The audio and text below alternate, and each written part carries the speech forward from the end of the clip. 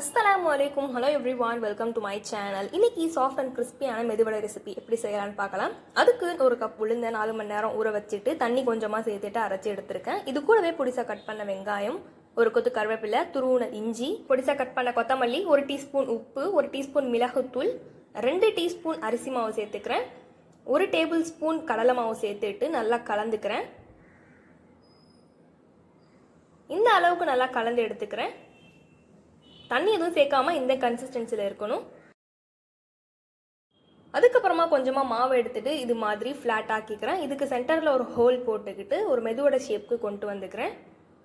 அதுக்கப்புறமா எண்ணெயில் சேர்த்துக்கிறேன். எண்ணெய் மீடியம் ஃப்ளேமில் இருக்கணும்.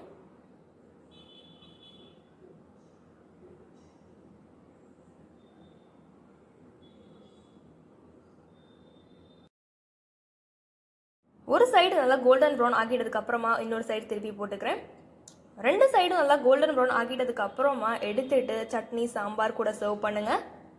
கண்டிப்பாக இந்த ரெசிபி உங்கள் வீட்டில் ட்ரை பண்ணி பாருங்கள். இந்த வீடியோ உங்களுக்கு பிடிச்சிருந்தா லைக் பண்ணுங்கள், சேனலை சப்ஸ்கிரைப் பண்ணிக்கோங்க. தேங்க்யூ.